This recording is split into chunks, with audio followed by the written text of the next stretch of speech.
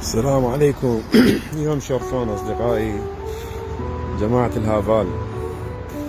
هاي أول هافال الاس 6 مال أخونا أبو محمد، وهاي الهافال الثانية، وهاي الهافال الاس 9، وكو بعد هافال طبعا ما جاي هم اس 6.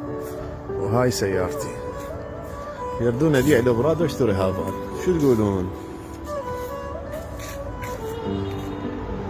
طبعا بعد نقص هافال البيضة ما جاي.